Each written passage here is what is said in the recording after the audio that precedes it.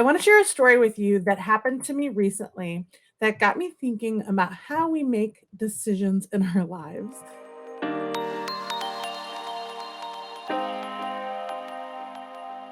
For those who don't know me, I'm Leah Hadley. I'm the founder of Great Lakes Investment Management, Great Lakes Divorce Financial Solutions, and the Watch Her Thrive community. And I help women who have spent most of their lives putting everyone else first make the most of their money by providing money mentorship and strategic investment management.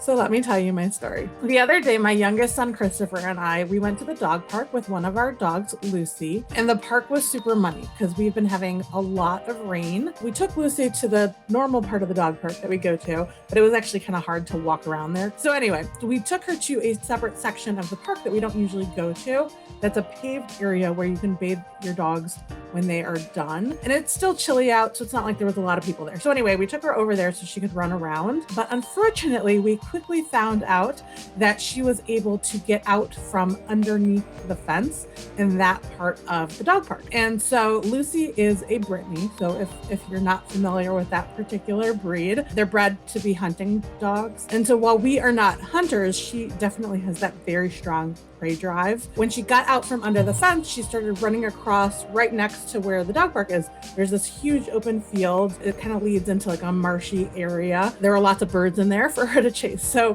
without thinking, because I'm trying to get out of the fenced in area where we are and get to the dog as quickly as possible. So without thinking, I run out of the dog park and I jump into my van and I drive toward her. That's where things went wrong because I was in such a rush to catch up with her that I didn't stop to really think about the ground that I was driving on. And it had looked like the field was just kind of an extension of the parking lot, but it turned out there wasn't any gravel on that part of the field. So the ground was very soft and it was muddy. And before I knew it, I had driven too far into the field and my van was very literally stuck in the mud. And it was frustrating and it was embarrassing, but it also really got me thinking about how often we just make those rash decisions in the moment, especially when we're feeling emotional, right? We don't take our time to weigh our options or consider the potential consequences. And when it comes to finances, we can be just as impulsive and make decisions based on emotions and the desire for a quick fix without thinking things through,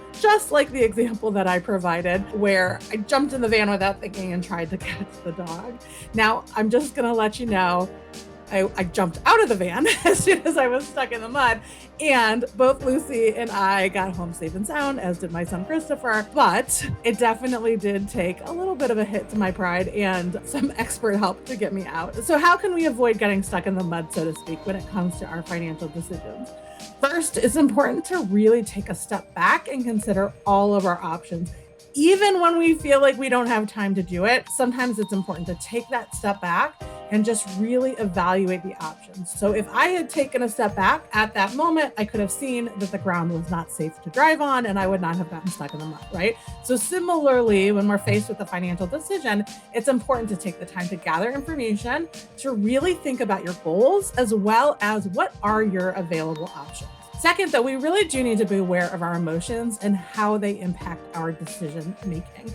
And this is just really important when it comes to self-awareness in general, right? So in my case, I was so caught up in the excitement of chasing after the dog and making sure that she was safe that I didn't think about the potential consequences of my actions. And in the same way, when we're making financial decisions, we want to be aware of how our emotions can be clouding our judgment and take steps to really counteract that. Now, as many of you know, I often support people through difficult life transitions, most commonly divorce, but lots of difficult life transitions. And it is so easy to allow our emotions to completely overwhelm us when we're going through a difficult life change. And so acknowledging that and again, taking the steps to really counteract that is so crucial. But finally, and in my case, most importantly in this story, we have to be willing to ask for help when we need it. So I had to call a tow truck to pull me out of the mud. There was no way I was going to get out of there on my own. And similarly, when it comes to finances, sometimes you do have to seek out advice from an expert who can help you to make informed decisions. And part of that, again, is that self-awareness and recognizing, have I got myself stuck in the mud, right? Or knowing that, hey, I'm taking a step back and I'm evaluating my options, but I don't necessarily know what all my options are. which is so common, right? I mentioned that I work with a lot of people who are going through a divorce.